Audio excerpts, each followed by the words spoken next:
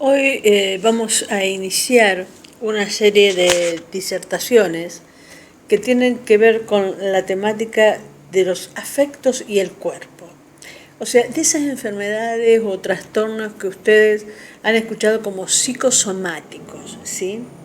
Y nos vamos a basar para el tratamiento de este tema sobre un libro y una investigación que tiene que ver con este libro de Luis Chiosa, un psicoanalista que ha investigado profundamente la relación entre el cuerpo y la enfermedad y las fantasías que hay como soporte o colchón, por decirlo de alguna manera, a estos trastornos.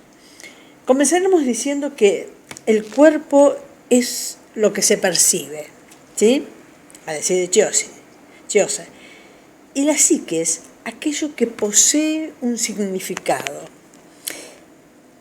Y en este sentido, estas disertaciones versarán sobre las alteraciones físicas del cuerpo y las vicisitudes de la vida anímica. Así es que cada particular alteración del cuerpo, sea fisiológica o patológica, porque puede ser un trastorno como una patología o puede ser una alteración del momento fisiológico, ¿no? Configura un significado inconsciente. Hay como le llamamos los psicoanalistas un desplazamiento del afecto, ¿sí? Cuando ingresa a la conciencia, adquiere la categoría de un proceso somático. Esto puede resultar un poco engorroso entender esta introducción, pero después con los ejemplos y demás se va a hacer como más entendible. O sea, el afecto es como traducido, ¿sí? Hay una traducción del afecto a nivel somático, ¿sí? Y por lo tanto los trastornos corporales ocultan afectos. Cada trastorno tiene una fantasía inconsciente y para descubrirla se utiliza, por ejemplo, el material clínico, o sea, lo que se trabaja terapéuticamente, las expresiones del lenguaje habitual, los orígenes etimológicos de las palabras, bueno, y las formas de realizaciones simbólicas, o sea, cómo llegamos a esto. Y hoy específicamente de estos trastornos llamados psicosomáticos, en general, vamos a hablar de las cefaleas y de los ACV, o sea, de los accidentes cerebrovasculares. De las distintas afecciones del cerebro, las circulatorias son las más frecuentes. O sea, el 75% producen el 10% de mortalidad global de la población mundial y ocupan el tercer lugar después de las enfermedades del corazón y tumores malignos. No nos vamos a detener en las cuestiones médicas, ¿no? En el sentido de cómo se producen médicamente. En general, el ACV se da por o hemorragia o por isquemia. Bueno, pero así es que la enfermedad somática constituye, y esto es importante, una forma defensiva de la psiques, del inconsciente, ¿no? De una forma de inconscientizar los términos de un conflicto que se expresa disfrazados en síntomas corporales.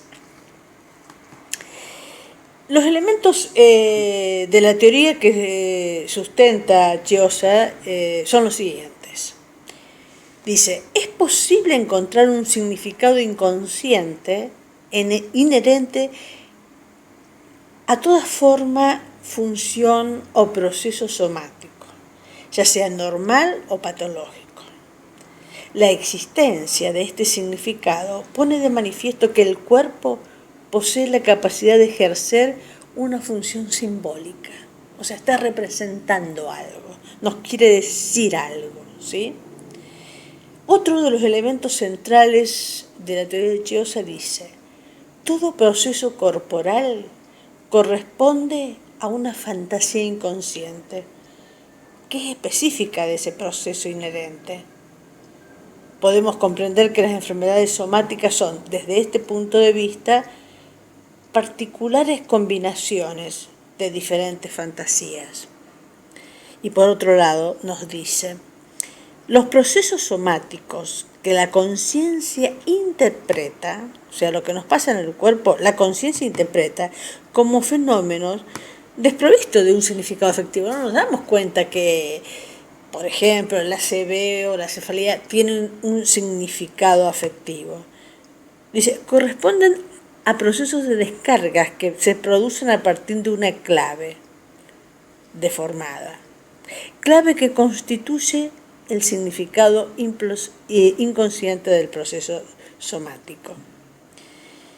Y bueno, esto es muy interesante, cómo se va desarrollando, cómo Chiyosa desarrolla el ACV y las acefaleas,